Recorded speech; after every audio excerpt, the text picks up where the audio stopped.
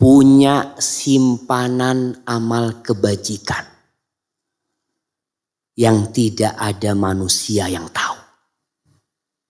Kau punya amal soleh, istrimu nggak tahu, bapakmu nggak tahu, ibumu nggak tahu, tetanggamu nggak tahu. Rasul sallallahu alaihi wasallam bersabda, "Man istata'a minkum ay yakuna lahu khib'un min amalin salih falyaf'al." Barang siapa di antara kalian yang bisa memiliki amal perbuatan tersembunyi, hendaklah dia lakukan itu. Para ulama menjelaskan, orang yang memiliki simpanan amal soleh berarti dia itu beramal lillahi ta'ala. Kalau amal yang kelihatan orang jamaah, itu bisa jadi setan masih menggoda kita untuk riya. Kenapa sholat sunnah dianjurkan di rumah? Karena nggak ada yang lihat antum. Kalau di sini banyak yang lihat. Rasul sallallahu alaihi wasallam menjelaskan salah satu orang yang akan mendapatkan naungan dari Allah pada hari kiamat. Ada 7 tuh. 7 orang yang akan mendapatkan naungan dari Allah di padang mahsyar nantinya. Yauma la dhilla illa dhilluh. Salah satunya adalah wa rajulun tasaddaqa bi sadaqatin fa akhfaha. Seorang yang bersedekah kemudian dia sembunyikan sampai tangan kirinya tidak tahu apa yang dikeluarkan dengan tangan kanan. Perlu jemaah. Orang ini insya Allah husnul khatimah. Yang melakukan hal itu Allah akan kasih husnul khatimah. Karena dia beramal shadiqan lillah. Benar dia itu. Bukan pura-pura beramal soleh. Kalau kita melihat kisah-kisah as-salafus soleh. Diceritakan Ali ibn Husain ibn Ali ibn Abi Talib. Ali ibn Husain ibn Ali ibn Abi Talib. Yang dikenal dengan Ali Zainal Abidin. Disebutkan dalam kitab-kitab sejarah bagaimana Ali bin Husain ini. Dia suka bersedekah. Ketika di malam hari dia suka manggul makanan. Dia taruh di depan rumahnya orang-orang miskin. Janda-janda ditaruh, diketuk, ditinggal. Terus. Tidak ada yang tahu. Kapan diketahui? Ketika dia meninggal dunia. Ketika dia meninggal dunia, penduduk Madinah kehilangan sodakoh sembunyi-sembunyi. Nggak ada lagi itu datang beras. Nggak ada lagi. Berarti penduduk Madinah itu nggak pernah tahu sampai Ali meninggal dunia. Tentang amalan dia. Allah akan kasih husnul khatimah. Dawud ibn Abi Hind, seorang alim ulama yang terkenal. Ibn Abi Adi cerita tentang dia. Dawud ibn Abi Hind ini puasa selama 40 tahun. Keluarganya nggak ada yang tahu. Puasa sunnah selama 40 tahun. Wa kana kharrazan. Dia kerjanya kharraz. Kharraz wallahualam, apa artinya kharraz ini? Kharraz kalau nggak salah sebagai pembuat kerajinan lah dia ini. Kalau anda nggak salah. Dia itu ketika berangkat kerja selalu membawa makan siangnya. Di tengah jalan dia sedekahkan. Di tempat kerjanya dia nggak makan. Orang-orang berpikir mungkin dia sudah makan di jalan. Pulang malam hari dia makan malam dan itu berbukanya dia. Selama 40 tahun keluarganya nggak tahu. Subhanallah. Kita baru puasa sunnah sehari, sekampung udah tahu. Insyaallah. Fadl makan. Nah lagi puasa. Insyaallah. Baru sehari puasa sunnah. Sekampung udah tahu semuanya. Usahakan kita punya amalan-amalan. Dan wanita, ibu-ibu tuh bisa punya ibadah sunnah yang suaminya nggak tahu. Suaminya keluar kota, dia puasa sunnah. Soalnya kalau dia puasa sunnah ketika ada suaminya, dia harus izin sama suaminya. Maka lakukan amalan-amalan yang tidak diketahui oleh orang. Ibnu Sirin, seorang tabi'in, dikatakan Ibnu Sirin ini kalau siang dia tertawa sama orang, ya, Masya Allah. Hidupnya senang sama orang. Fa'idha jannal lail, faka'annahu qatala ahla qaryah. Tapi kalau sudah malam tiba, dia itu menangis seakan-akan telah membunuh orang satu kampung. Memohon ampunan kepada Allah Subhanahu wa ta'ala. Di antara 7 orang yang akan mendapatkan naungan di sisi Allah. Salah satunya wa rajulun dzakarallaha khalian fafadat ain. Orang yang mengingat Allah sendirian, bukan di depan orang. Nangis di depan orang gampang. Kadangkala orang Masya Allah sholat di Masjid Nabawi pada nangis. Masya Allah. Setelah sholat, sahibnya tanya, antum kenapa nangis tadi? Ya imamnya nangis, nggak enak kan nangis kan. Jadi kadangkala terharu. Kan antum kadangkala ada orang nangis, antum ikut nangis. Padahal nangisnya antum hanya terharu.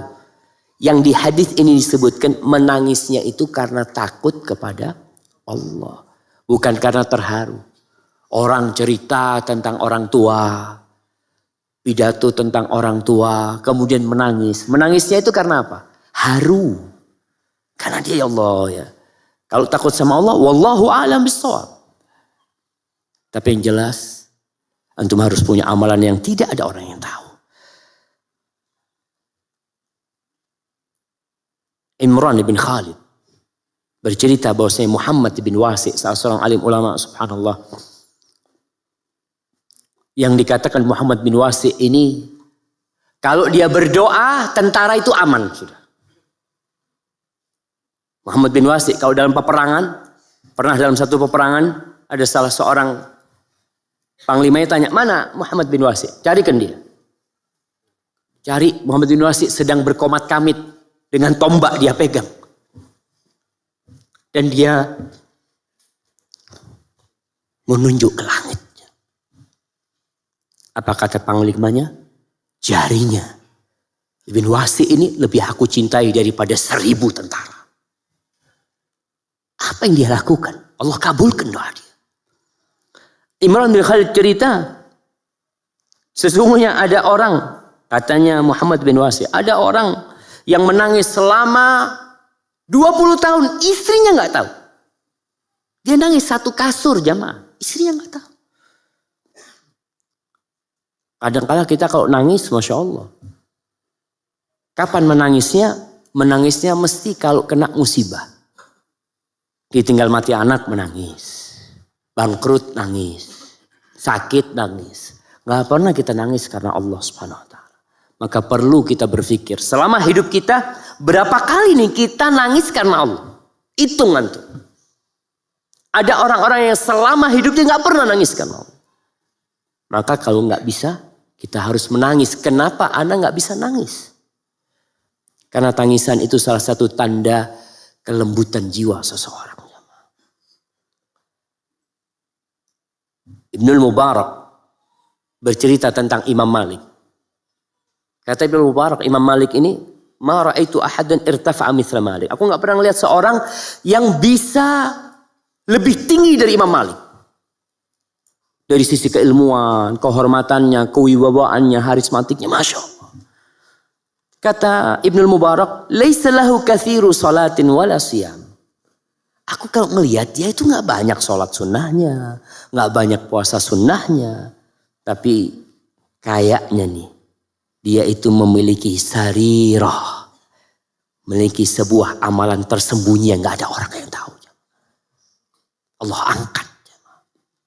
Al-Imam Al-Zahabi mengatakan, kanu, dulu itu para sahabat dan tabi'in, yastahibbun an yakuna lirrajul khabi'ah min amalin salih. La ta'lam bihi zawjatuhu wala ghairuha. Dulu itu orang-orang dari kalangan salafus saleh, mereka menganjurkan agar setiap orang memiliki amal soleh tersembunyi yang istrinya tidak tahu. Yang keluarganya nggak tahu. Antum mungkin jamaah ngelihat jalan becek di kampung. Jalan becek di kampung, antum datang ke sebuah tempat, tolong jalan di sana di aspal atau di apa. Orang kampung nggak ada yang tahu. Selama hidup mereka ngelewatin jalan itu, tuh antum yang bikin jalan itu. Tapi nggak ada yang tahu. Istri antum pun nggak tahu. Perlu kita punya amalan seperti itu. Nggak ada orang yang tahu. Supaya Allah jagain kita. Agar kita istiqamah. Kemudian yang ke-8. Tidak berlebih-lebihan. Jangan ketika hijrah akhirnya berlebih-lebihan. Yang tidak wajib kita jadikan wajib. Antum ingat kisah sahabat 3 orang? Ingat jemaah. Gimana kisahnya? Ana kasih hadiah. Fadhal. Antum udah dapat hadiah belum? Oh, oke. Fadhal. Yang pertama, saya nggak akan nikah. Yang satu nggak akan menikah. Terus nggak mau sholat terus-terusan. Puasa nggak buka-buka. Puasa nggak buka-buka. Buka apa maksudnya? Nah. Baik. Puasa terus. Ya berbuka lah. Masa nggak berbuka dia? Puasa terus menerus. Ya waktunya berbuka gitu. Tapi besoknya puasa lagi. Yang ketiga? Masya Allah. Barakallahu fikum. Jazakallah khair. Lihat tuh. Kisah 3 sahabat yang ingin mendekatkan diri kepada Allah. Ingin bertobat. Ingin hijrah dari semua amalannya yang buruk untuk lebih baik. Mereka berkata, aku tidak akan menikah. Satunya. Karena dia berpikir menikah itu bisa menghalangi ibadah dia. Jelas. Allah mengatakan wanita itu ujian. Istri itu sebagian jadi musuh. Suami yang biasanya sholat tahajud. Mau sholat tahajud sama istrinya dipegangin. Nggak bisa sholat tahajud. Yang biasa puasa sunnah sejak menikah. Nggak pernah puasa sunnah. Ada anak-anak muda yang sebelum nikah. Masya Allah puasa sunnah. Iya Ustaz. Ana dulu puasa sunnah untuk menahan nafsu. Udah nikah, alhamdulillah sudah. Nah, umpamanya. Jadi ada orang yang ingin puasa, yang ingin nikah terus tadi. Kok ingin nikah terus ya ma? Yang tidak mau menikah, yang pertama. Karena dia berpandangan kalau menikah itu bisa mengurangi ibadah dia. Yang kedua, ingin puasa sunnah terus selama-lamanya.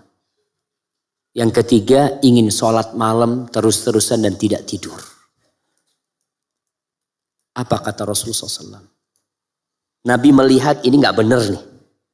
Beliau langsung naik mimbar. Dikumpulkan semua sahabat. Ini ada sebuah pemikiran yang nyeleneh. Sebagian orang berpandangan ini baik. Orang kalau berpandangan suatu amalan itu baik, mungkinkah dia bertobat? Nggak mungkin. Orang itu bertobat ketika berpandangan ini salah. Tapi ini 3 sahabat berpandangan itu baik. Maka Rasulullah SAW langsung naik mimbar. Dia kumpulkan para sahabat. Ma balu aqwamin yaquluna kadza kadza. Beliau mengatakan ada apa nih orang-orang yang mengatakan seperti ini dan seperti itu. Beliau tidak menyebutkan nama mereka. Karena bukan namanya yang penting. Tapi yang ucapan mereka ini yang perlu diluruskan. Siapapun yang mengatakan salah kalau ucapan itu salah. Itu termasuk adab dan etika Rasulullah SAW. Lalu beliau mengatakan, ama wallahi inni akhsyakum lillahi wa atqakum. Ketahuilah aku ini orang yang paling bertakwa di antara kalian. Orang yang paling takut kepada Allah di antara kalian. Aku itu sholat malam dan aku tidur. Aku itu puasa dan aku juga gak berpuasa. Aku berbuka. Artinya pada beberapa hari beliau puasa, beberapa hari beliau gak puasa. Wa atazawwajun nisa. Dan aku menikah dengan wanita. Barang siapa yang benci dengan sunnahku bukan dari golonganku, kata Rasulullah SAW. Maka jangan berlebih-lebihan antum. Jangan sampai antum karena hijrah baru taubat akhirnya mewajibkan sesuatu yang tidak wajib. Yang sunnah antum katakan wajib, mereka katakan sunnah. Dan cuma antum ingin komitmen untuk melaksanakan, tafadhal. Rasulullah SAW menegur Mu'ad bin Jabal. Kadangkala ada satu anak baru tobat jadi imam baca Al-Baqarah salat maghrib. Insyaallah. Berlebih-lebihan enggak? Berlebih-lebihan. Mu'ad bin Jabal salat Isya. Salat Isya baca Al-Baqarah. Waktunya enggak apa-apa sih. Isya cukup untuk baca Al-Baqarah tuh insyaallah ada waktu. Tapi masalahnya dia enggak salat sendirian, banyak jamaahnya. Ada salah satu orang yang sholat bersama Mu'ad, dilihat kelamaan sholatnya Mu'ad, aduh panjang banget ini. Dia langsung sholat sendiri. Antum lihat Mu'ad bersama orang ini. Mu'ad berpandangan kalau tuh orang yang meninggalkan sholat, itu yang salah. Itu pandangan Mu'ad. Bahkan disebut munafik atau apa. Orang seperti itu. Maka sampailah berita itu kepada Rasul sallallahu alaihi wasallam. Yang ditegur siapa? Mu'ad. Bukan tuh orang. Rasul sallallahu alaihi wasallam mengatakan, afattanun ya Mu'ad. Apakah engkau akan menjadi orang yang menghidupkan fitnah? Kata dia, kalau kau sholat sama orang, kau tahu di belakangmu itu ada orang tua, ada orang yang punya hajat, ada yang sakit. Maka bacalah surat Sabbih isma rabbikal a'la. Bacalah surat Hal ataka hadithul ghashiyah. Maka para jamaah jangan berlebih-lebihan. Inna hadad din yusr. Agama ini mudah. Wala yushaddad din ahadun illa ghalabah. Tidak ada satupun orang yang berusaha untuk mempersulit dirinya kecuali dia kalah. Makanya orang-orang yang terlalu berlebih-lebihan dalam beribadah, lama kelamaan malah nggak beribadah dia. Ditinggalkan karena nggak kuat dia. Aduh kok berat banget, kau yang memberatkan dirimu. Maka Islam itu agama yang pertengahan. Antum sakit, nggak bisa wudhu, tayamum. Jangan maksakan diri. Ada orang enggak, anak mau wudhu. Karena pahalanya wudhu seperti ini, seperti wudhu, sakit antum akhirnya. Maka jangan. Kemudian ke masjid, hujan terus. Antum nggak harus ke masjid. Wah tapi anak mau ke masjid. Pahalnya lebih besar. Naam, pahalnya lebih besar. Tapi kau bisa terpeleset atau apa, jalannya licin. Jangan memberatkan diri. Tetap yang wajib, katakan wajib, yang sunnah-sunnah, rukhsah diambil. Ada orang-orang yang tidak menerima rukhsah. Seperti ketika Rasul sallallahu alaihi wasallam dalam perjalanan, lagi puasa nih. Sebagian sahabat sedang puasa. Dan Nabi sudah ambil gelas. Dia tunjukkan kepada para sahabatnya bahwa beliau berbuka. Ana izin minum. Bismillah.